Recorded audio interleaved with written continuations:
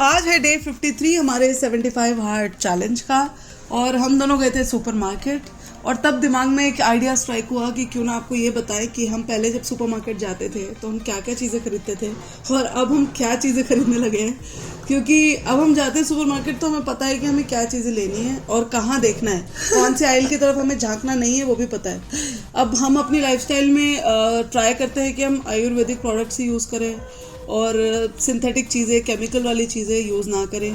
इसलिए हम जो ये बॉडी वॉश और सोप्स वगैरह वाला सेक्शन है वो भी हम देखते नहीं है, शैम्पू वगैरह वाला सेक्शन भी हम देखते नहीं है। तो वो हमारा तो एक दो सेक्शंस तो ऐसे ही अलग और हो गए हैं। अदरवाइज अगर आप यूज़ करते हो तो ऑब्वियसली आप यूज़ कर सकते हो, पर खाने पीने का जो सेक्शन है उसके बारे में वो बहुत ज़्यादा डिफिकल्ट हो गया है। जैसे मैं जब मैं सुपरमार्केट में घुसती हूँ, फर्स्ट मैं जाती हूँ सीधा यूजली ग्रेन्स एंड पल्सेस खरीदने ही जाते हैं, तो mostly I pick all the grains and pulses. फिर डेयरी प्रोडक्ट्स जो भी होता है, वो जो स्वीटेंड ग्रीक योगर्ट होता है वो तो हम ज़रूर पिक करते थे पहले, बट उसमें इतना एडेड शुगर होता है guys, oh my god, I can't tell you.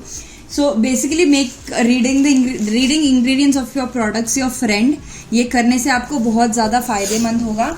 हम अमूल के प्रोसेस चीज़ एटलीस्ट महीने में 2-3 प्रोसेस चीज़ के टिन्स खरीद के लाते थे घर में और उसका चीज़ निकाल के खाते थे। But process cheese is not at all good you guys, there is so many chemicals and so much processing that happens, उसमें कुछ हेल्थ बेनिफिट्स नहीं होता, तो that's out of the way. Paneer again, you can pick paneer from the fridge, it's good. Paneer or tofu, if you like eating tofu, you can buy tofu. Please buy curd in its natural form also.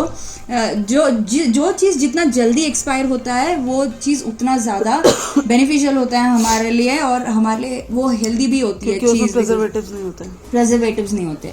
तो सीधा grain oil और dairy oil के बाद तुरंत ही मेरी नज़र जाती थी द जंक फूड आयल के लिए। हाइड एंड सीक और ओरियो तो मैं पक्का ही पिक करती थी जब भी मैं वहाँ जाती हूँ। मैं सोचती थी अरे यार चिक्की और सेसमी सीड की चिक्की और पीनट चिक्की तो हेल्दी होता है, तो I used to pick that and eat, but then it's in moderation, everything is okay, but ideally because we are doing a no sugar diet. Dairy Milk Silk का जो भी new variety आता था हम उसको ज़रूर पिक करते हैं। मैं और वरदान, हमको बहुत पसंद है नए नए चॉकलेट्स के फ्लेवर्स ट्राई करना। But now when I look back, ये चैलेंज 50 दिन करने के बाद now when I look back I know the value of calories in every food item, कि कितने फूड में क्या कैलोरीज हैं यार। Not that we are calorie counting like crazy or whatever, but हमको पता है कि जो चीज़ खाने से क्या इम्पैक्ट हमारी बॉडी पे पड़ता है। ये चैलेंज के कारण वो डेफिनेटली बहुत बहुत क्लियर हो गया है। जैसे कि हम स्प्राउट सैलड खाते हैं, आई नो आप भी पक चुके हो गए स्प्राउट सैलड हमको खाते देख के, बट वो स्प्राउट सैलड जब खाते हैं हमारी बॉडी कैसा फील होता है, और जब एक हैवी मील खाते हैं हमारा बॉडी कैसे फील होता है, उसमें बहुत ज़मीन आसमान का फ़र्क है।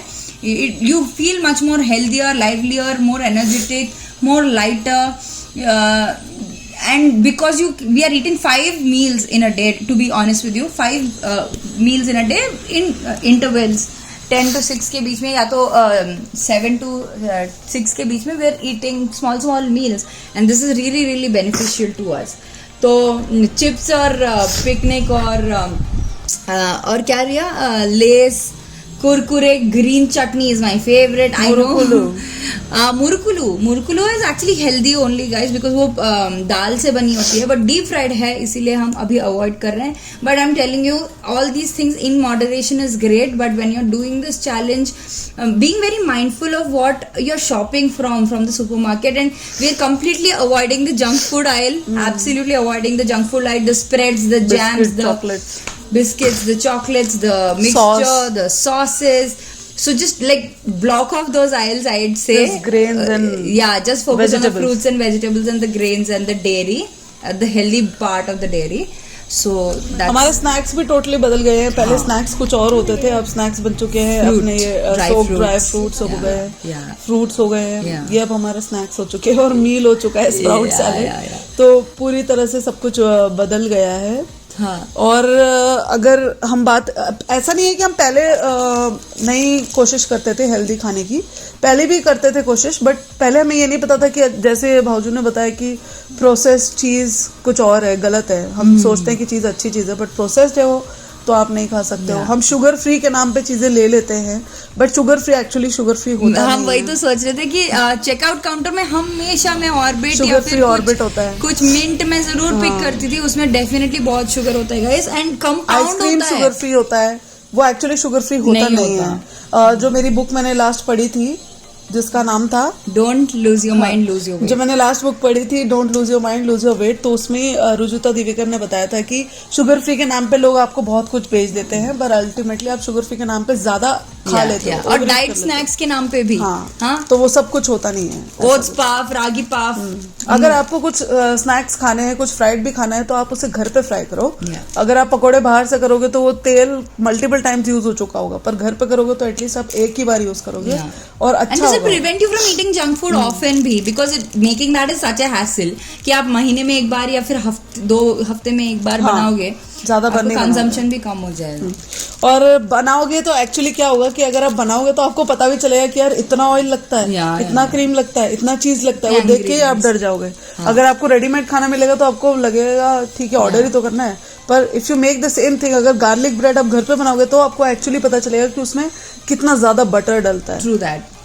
Actually one more thing I wanted to say कि अगर आप कोई डिश बना रहे हो उसमें जितने ज्यादा इंग्रेडिएंट्स हो वो उतना ज्यादा राजसिक होता है, ये आयुर्वेद के हिसाब से। जितने कम इंग्रेडिएंट्स हो, सिमिलर तासीर के इंग्रेडिएंट्स अगर आप क्लब करके डालोगे तो that is more healthier and beneficial than putting multiple ingredients. और जैसे आज हम ब्रेड लेने गए थे तो ये है आटा शक्ति ब्रेड। बहुत ब्रेड्स बिकते हैं होल व्हीट के नाम पे, बहुत सारे बिकते हैं किसके नाम पे, मिक्स सीड्स वाले जो ब्रेड होते हैं, ब्राउन ब्रेड के नाम पे, तो वो बेकार होते हैं। एक्चुअली आपको करना क्या है कि आपको इंग्रेडिएंट्स पढ़ने हैं इस ब्रेड के पीछे।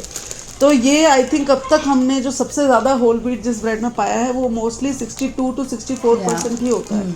किसी भी ब्रेड में आपको 100% होल व्हीट नहीं मिलेगा। इसमें आपको मैदा भी मिल जाएगा, इसमें आप पढ़ोगे तो आपको पता चलेगा कि एक्चुअली ब्रेड बोलते ब्राउन ब्रेड है, बट उसमें ज़्यादा कुछ फ़र्क होता नहीं है जब तक कि आप देखोगे कि आटा का कंटेंट कितना है। एक और ब्रेड इसके कंपैरिजन में दूसरा ब्रांड का भी था जो आटा ब्रेड ही बोल रहा था, होल व्हीट ब्रेड ही नाम था, बट जब हमने इंग्रेडिएंट पढ़ा तो उसमें होल व्हीट सिर्फ 30% था तो और मैदा भी था। हाँ, मैदा भी था, शुगर मैदा तो होता ही है, वो बहुत ज़्यादा था। और अब ये हो चुका है हमारा खाना ये हमारा बेस्ट फ्रेंड बन चुका है, पनीर वगैरह, चॉकलेट्स वगैरह की तरफ तो हम देख भी नहीं सकते फिलहाल, बाद में खा सकते हैं, ऐसा कुछ नहीं है। कभी कभार वंस इन अ वीक चलता है, बट ज्यादा नहीं। तो मिठाई के नाम पे हम डेट खा लेते हैं, रेजन्स खा लेते हैं, फ्रूट खा लेते हैं, all these have natural sugar which is good for us. तो आपसे यही बोलेंगे कि जीरो शुगर वाली चीजें कुछ होती नहीं है, डाइट कोक नाम की कोई चीज नहीं है, कोक होता है, डाइट स्नैक्स भी नहीं होते डाइट स्नैक्स नहीं है, जीरो शुगर वाली कोई चीजें नहीं है। जो चीजें जल्दी खराब होंगी जैसे भाऊजी ने बोला वही लो, वो बेटर है। जैसे पनीर, या फिर जैसे आप मिल्क का पैकेट भी लेते हो तो वो टेट्रा पैक वाला मिलता है मिल्क, वो भी उसमें भी ज्यादा प्रिजर्वेटिव्स होते हैं, तभी वो इतने लॉन्ग लास्टिंग हो पाता है, अदरवाइज नहीं। एक्चुअली कोई कुछ ब्रांड्स हैं जो हम लोग बहुत रेगुलरली यूज करते हैं, I really like to recommended. ये कुछ पेड प्रमोशन कुछ नहीं, उतना सीन नहीं तो हम अन्वेषण का A2 घी यूज करते हैं जो बहुत ज्यादा बढ़िया है। वो बिलोना मेथड से चर्न किया हुआ है और देसी गाय का घी है। उसका flavour texture just out of this world है। आप जो पैकेट में मार्केट में जो घी मिलता है काऊ घी, वो प्योर नहीं होता, वो बिलोना मेथड से भी नहीं निकाला जाता और वो हाइब्रिड काउस का होता है। वो हमारी इंडियन बॉडीज और इंडियन तासीर के लिए अच्छा नहीं है, इसीलिए आप बहुत सोचते हैं ना कि हम घी खाने से पहले अरे मोटे हो जाएंगे, बट ये A2 घी में ऐसा नहीं है। इसमें सिर्फ 100% न्यूट्रिशन है और इस घी को कुक नहीं करना, हमको बस ऊपर से खाने में डालना है। सो अन्वेषण A2 ghee is something I strongly recommend. और अन्वेषण का raw honey is also really really nice, just try it. Apart from Anveshan, I'd also like to recommend Akshakalpa ka A2 milk, which is really really good. And Akshakalpa ka A2 cheese, all the cheeses are also amazing. Akshakalpa ke और dahi and buttermilk, everything Akshakalpa really really organic good stuff. It's organic and the brand is also really good and ethical. And they have ethical practices. They treat their cows really well and all that. अगर आप A2 काऊ घी वैसे थोड़ा expensive होता है, अगर आप वो नहीं अफोर्ड कर सकते हो तो A2 काऊ का मिल्क लेके आप घी घर में भी बना सकते हो, वो ज्यादा बेटर होगा। 2 ऐप्स हम यूज़ करते हैं जो सब्जी वब्जी ऑर्डर करने के लिए। एक है फार्मिजन और एक है डीप रूटेड करके। अगर आप बैंगलोर में हो तो आप जानते हो कि फार्मिजन और डीप रूटेड के बारे में। तो ये लोग ऑर्गेनिक फार्मिंग प्रैक्टिसेस करते हैं और ऑर्गेनिक फार्मिंग प्रैक्टिसेस से ही वेजिटेबल्स वो उगाते हैं और फार्मर्स को भी अच्छे से कॉम्पनसेट करते हैं, which is really really great. तो ये 2 ऐप्स भी मैं आपको ज़रूर रेकमेंड करना चाहूँगी। And for shampoo and soaps like Riya said, हम आयुर्वेदिक मेडिकल स्टोर में जाके वो सब चीज़ें लेते हैं और इंग्रेडिएंट्स ज़रूर देखना चाहिए। वो लोग कभी कभी बेस केमिकल्स QS करके कुछ डालते हैं। Make sure as much as possible avoid using stuff with base chemicals, but then it's not humanly possible इतना ज़्यादा देखना। तो do it as much as you can. You'll clearly see the difference. You'll see the difference in the texture of your skin, in the texture of your hair, in the way you feel with your body when you're not using harsh chemicals. It's definitely worth it, the effort and the that you put in your health. You're just taking care of your own body inside out, right? That's the whole point. Make sure there's no sodium lauryl sulfate in the shampoo. Make sure there's no excessive amount of chemicals. So make sure your shampoo has Ayurvedic proprietary medicine, this word on top of it. So when you do that, you know for sure that ये medicinal है, medicine के जैसे है, तो then आप खुशी use कर सकते हो। तो गाइज ब्रांड वगैरह पे मत जाना और जो चीज़ें हैं एक्चुअल में पीछे जो लिस्ट होती है वो पढ़ना, तभी आपको पता चलेगा। बहुत सारे ब्रांड्स हैं जो इंग्रेडिएंट लिस्ट को हाइड करते हैं, पूरी तरह से बताते नहीं है, तो do not go for that. Cosmetics में भी हम लड़कियां हैं तो कॉस्मेटिक्स भी आप ऐसे यूज़ मत करो। आई नो कि बहुत सारे चीप ऑल्टरनेटिव्स आ गए हैं, अभी हर चीज़ का ड्यूब बनने लग गया है, but it is not good for you. Long run में आपको पता चलेगा कि आपकी स्किन और हर चीज़ किस तरीके से गंदी हो रही है, बेकार होती जा रही है। तो ट्राई करो कि आप मेकअप तो एटलीस्ट मेकअप चीप मत बाय करो, और अगर एक्सपेंसिव भी बाय कर रहे हो तो उसमें देखो कि उसमें क्या चीज़ें हैं, क्योंकि वो तो शक्ल पे जाना है मेकअप। कुछ भी आप उल्टा उल्टा लगाओगे आईलिड पे, लिप्स पे, तो पूरा डैमेज हो सकता है आपका। मेकअप निकाले बिना सोना मत। हाँ, ये भी है। हम भी ये लोग बहुत भूल जाते हैं कई बार, but a magical ingredient is coconut oil. When you just lather your face with makeup, पूरा full face makeup जब आपका है, और कोकोनट ऑयल से लैदर करके उसको अच्छे से मसाज करके एक टिश्यू से वाइप कर लीजिए, फिर फेस वॉश कर लीजिए। It's the best. और नाइट केयर रूटीन तू बता सकती है night care routine. I just wash my face and put moisturiser बस। और नाइट केयर रूटीन भी आप फॉलो करो।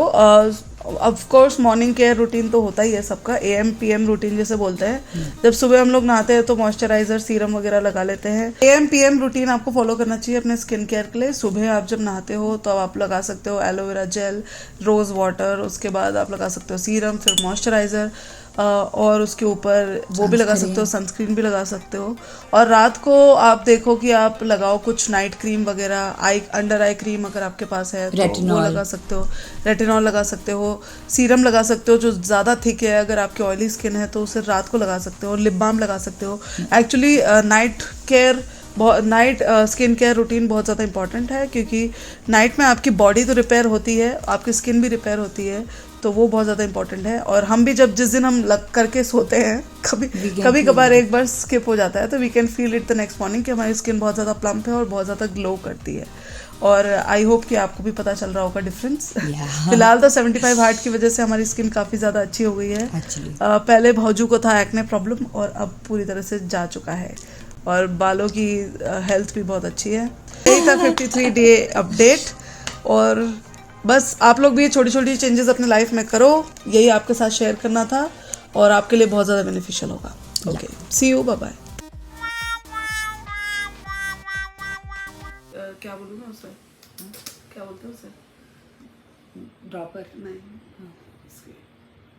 कंसिस्टेंसी, या। And few more brands I'd like to recommend। और क्या था जो मेरी बुक मैंने लास्ट पढ़ी थी जिसका नाम था Don't Lose Your Mind, Lose Your Way। जो मैंने